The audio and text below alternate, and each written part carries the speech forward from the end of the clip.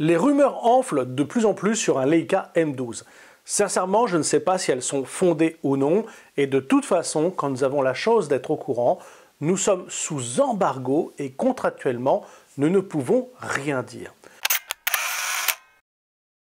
J'ai beaucoup hésité à faire cette vidéo, mais je la réalise car je reçois beaucoup de messages, plus de 260 messages la semaine passée et ce week-end, avec quelques personnes qui retardent leur achat de M11. C'est bien dommage. Mais je n'ai pas l'habitude de commenter les rumeurs. Laissez-moi dire avant tout ce que je pense de la situation. Il y a trois solutions. Soit c'est une fuite d'infos organisée, et alors là, cela voudrait dire que l'arrivée est pour bientôt, car ils ne vont pas geler les ventes de Leica M11 plusieurs mois, dans le sens où tous ceux prêts à s'acheter un M11 vont attendre. Alors, soit c'est une fuite non organisée, et là c'est terrible pour la marque, les emplois, les ingénieurs, etc. Car si l'appareil sort fin 2025, voire 2027, comme certains le pensent, cela voudrait dire que les ventes de M11 vont être ralenties, peut-être même chutées, pour la même raison évoquée précédemment. Et 3, des élucubrations de passionnés, et là c'est identique. Cela fait plus de mal que de bien à la marque. Donc pour répondre à mes nombreux messages, je vais traiter point par point ce qui serait être prochainement la fiche technique d'un éventuel M12 en essayant de ne pas rentrer également moi-même dans la rumeur. Alors, un capteur rétroéclairé de 70 millions de pixels. Si c'est le cas, nous gagnerons en qualité d'image, en basse lumière, mais il serait bien d'avoir une stabilisation d'image. Sincèrement, j'ai du mal à descendre en dessous du 1/125e de seconde avec le M11 à main levée. Moi qui aime traduire le mouvement avec des vitesses basses, 1/4, 1/8e de seconde, je ne peux plus faire ces images sans stabilisation depuis que nous avons dépassé 24 millions de pixels. Et je ne dois pas être le seul. Autant je comprends le besoin de 60 millions de pixels sur un Leica Q3 où le recadrage est nécessaire, autant sur un Leica M, avec la belle gamme optique disponible, je comprends moins. 2. Toujours sur le capteur, certains avancent que ce serait un capteur global shutter, c'est-à-dire un capteur sans rolling shutter, déformation de l'image, en obturation électronique en haute vitesse. Si c'est vrai, c'est une très bonne chose, bien que je ne pense pas que cela soit l'appareil privilégié des photographes de l'extrême et du sport. 3. Le processeur Maestro 4. Oui, cela semble logique dans l'évolution de la gamme. 4. Un viseur EVF ou hybride télémètre EVF.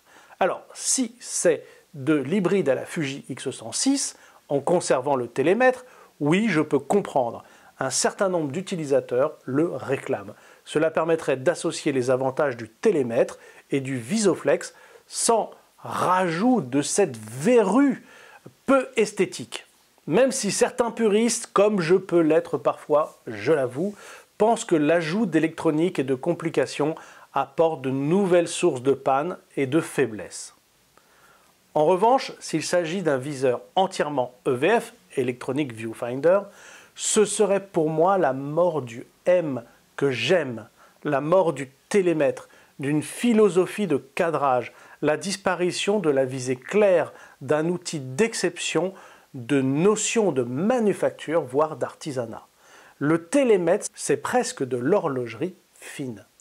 Je ne veux pas retrouver mon Leica Q3, que j'adore, quand je prends un M. La visée télémétrique, c'est un état d'esprit, une pratique particulière de la photo.